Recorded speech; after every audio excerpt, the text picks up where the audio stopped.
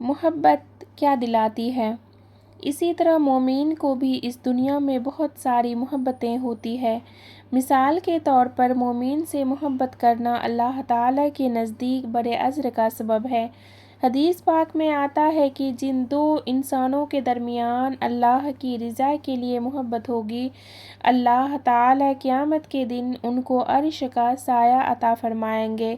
تو ایمان والوں کے ساتھ اس لیے محبت ہونا کہ یہ ایمان والے ہیں، اللہ کے بندے ہیں، یہ اجر اور ثواب کا سبب ہے۔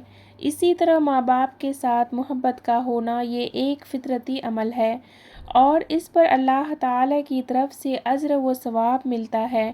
چنانچہ حدیث پاک میں آیا ہے کہ ماں یا باپ کے چہرے پر محبت کی ایک نظر ڈالنا، اس پر انسان کو ایک بار حج یا عمرہ کرنے کے ثواب ملتا ہے۔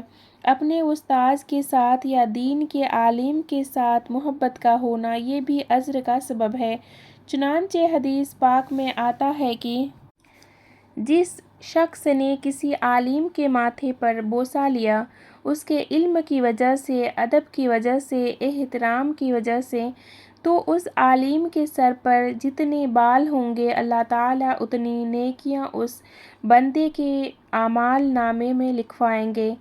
اسی طرح ایک شوہر کو اپنی بیوی سے بھی محبت ہوتی ہے، یہ بھی اجر و ثواب کا سبب ہے۔ حدیث پاک میں فرمایا گیا، تم میں سے سب سے بہتر وہ ہے جو تم میں سے اپنے گھر والوں کے لیے بہتر ہے۔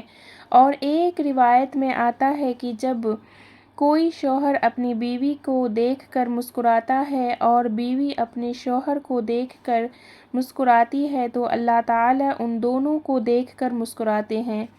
اگر یہ محبتیں نہ ہوتی تو انسان دنیا میں مل جل کر زندگی نہ گزار سکتا۔